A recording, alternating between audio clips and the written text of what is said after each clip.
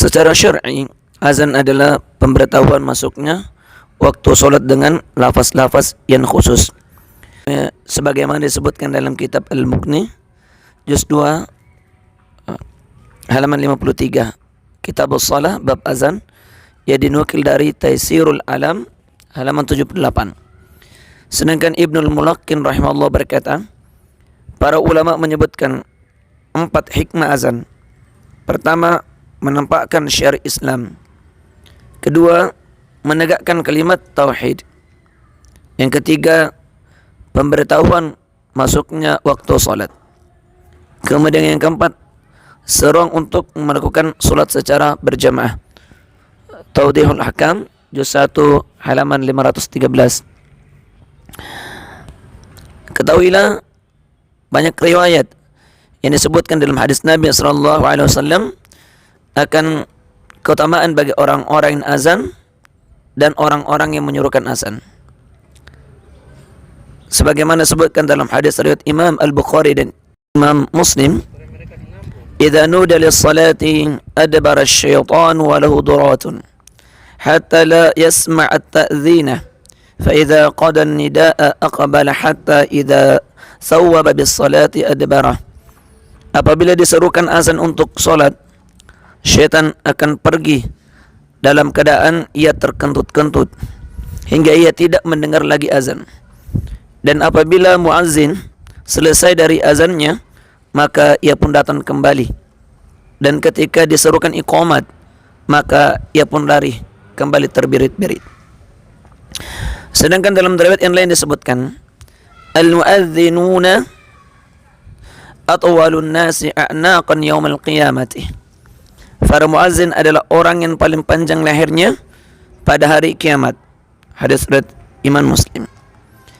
Sedangkan disebutkan dalam riwayat yang lain pula dari sahabat Abu Sa'id Al-Khudri radhiyallahu anhu, riwayat Imam Al-Bukhari, la yasma'u mada sautil muadzini jinnun wala insun wala syai'un illa syahida lahu yaumal qiyamati.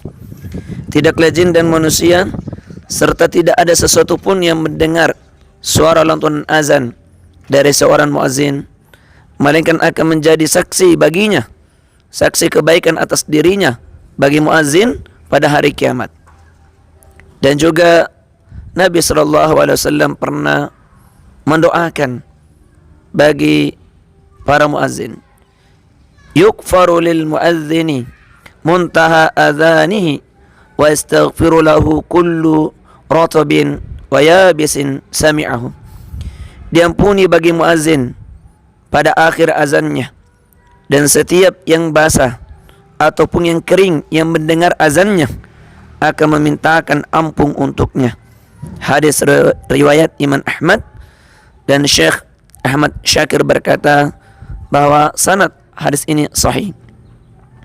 Maka Nabi secara khusus dalam riwayat Imam Abu Daud dan At-Tirmidzi, beliau berdoa, Allahumma arsyidil a'immata waghfir lil muadzinina. Ya Allah, berikanlah kelurusan bagi para imam dan ampunilah bagi para muazzin.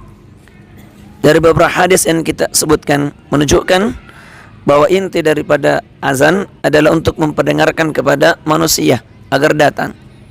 Dan sejauh mana kita mengumandangkan azan, maka sejauh itulah juga syaitan akan lari terbirit-birit hingga tidak mendengarnya. Dan yang akan menjadi saksi bagi orang-orang muazzin adalah sejauh mana ia mengumandangkan azan, yang mendengarkannya. Maka kalau ada yang tidak senang dengan suara azan, maka ini dipertanyakan, apalagi dia adalah seorang muslim. Semoga bermanfaat.